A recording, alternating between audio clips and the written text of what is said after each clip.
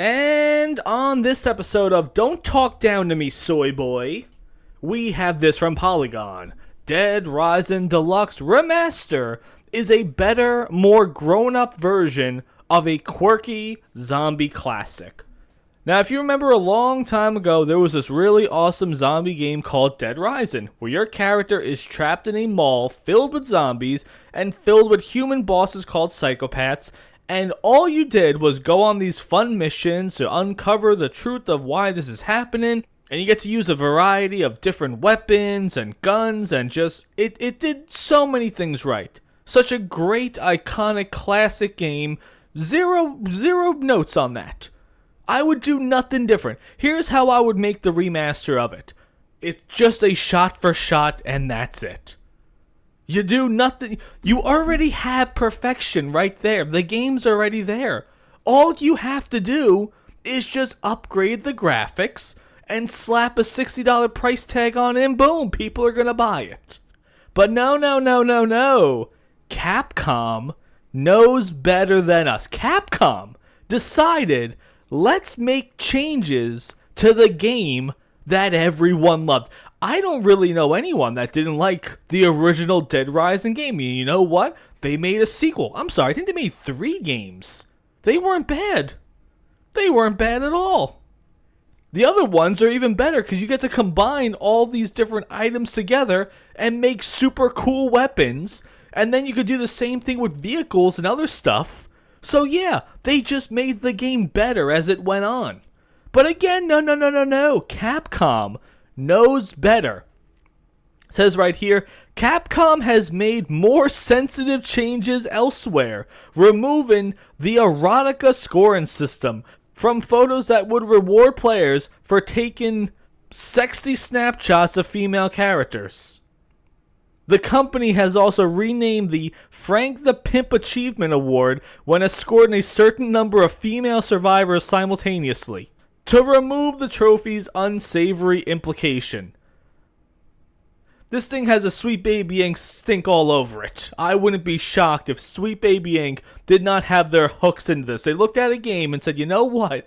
This is a great game that everyone loves, and it was very successful back then. Let's do it again. However, let's remove some features that were unsavory back then when it was making, a ton of money.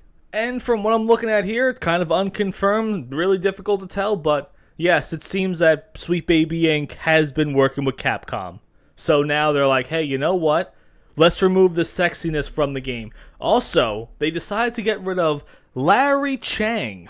It says here, Larry Chang has gotten a makeover that makes him no longer an offensive stereotype. I'm sorry, right now, is this what Stop Asian Hate is? That they're just removing Asians from games? Can Asians not be bad guys? Can Asians not be overweight? Can Asians not work in the meat industry? Is that what this guy is telling us? That, oh no, they got rid of an offensive stereotype. Are there no meat markets in any Asian country that an overweight Asian might work there? That seems like Asian hate to me. But anywho, yeah, Dead Rising Redux Remaster. Who gives a shit? If you guys are not going to remaster a game correctly, I ain't buying it. I wouldn't be surprised. I mean, right now, man, video game industry is taking a nosedive. They are doing every single thing wrong. You know why? They're not listening to their audience. They're listening to these people. These people that don't even play the games. These people that are not your core audience. Let's pretend for a second. Let's just pretend something outrageous. That all the people that bought the Dead Rising original game were nothing more than sexist racists that just want to see scantily clad women just to take pictures of the entire time and just to enforce stereotypes for all Asian people. Let's say right now that is the core belief of all the people that bought Dead Rising for the game's entirety. Did it not make you money? Why would your goal be, okay, let's go against everything that made us money? If you think for a second that your audience has bad intentions or bad mindsets, why would you want to change your product to cater to another group of people that are clearly not buying it? I don't understand this at all. The Acolyte, let's make the gayest Star Wars ever. No one watched it. Reportedly $300 million into it. Rachel Zegler, was you talking with Andrew Garfield saying that we have to nudge people in the right direction? None of these movies are doing well. None of these games are doing well either. None of these products that are trying to nudge people in a different direction is making any of them any money. So if you made money with Dead Rising as it was, why would you remove some of the things from it? Again, taking pictures, that's non-consequential. Honestly, that's not going to make or break of a game. And was Larry a main character? Was Larry a main staple of my childhood? No. No, he wasn't.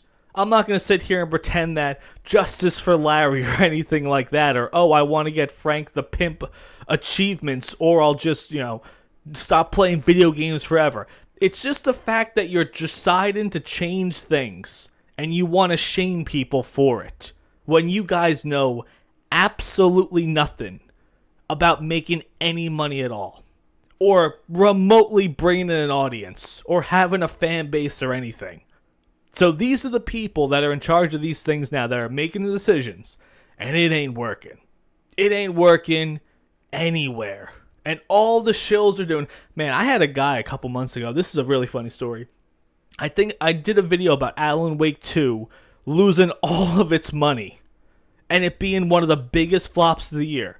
And someone came at me and kept spamming me that I have no idea what I'm talking about, that it takes video games years to make their money back. And you cannot judge a game based on its few months of being around. It's like, what? What are you talking about? Concord was out like a week. Black Myth Wulong was out, a month? And it was one of the highest grossing games of the year? Something ridiculous like that? Oh, no. You know best. Alan Wake 2, to this person, is a massive success. It just needs time to grow. No, that's not how it works now at all. It's really simple. If you don't make massive success early on with the movies and the games and things like that, you have a flop. It's not going to be like, oh, Alan Wake 2 30 years from now is going to be considered a cult classic, one of the greatest games out there, and oh, society was wrong for letting this game die. No. No one played it. No one liked it. Either the reviews were massively over-the-top glowing about it, which no one believes, or they were just realistic and told people, yeah, this game is terrible. That's it. So with Dead Rising Redux, I mean, honestly, I did not know this game was coming out until I heard about the changes for it. I didn't even know this was even a thing, that they were remaking this game. And like I said, the only reason I know about it is because a lot of places are telling me that they're removing things for unsavory past sins or something like that, and they don't want to be as offensive. Unbelievable.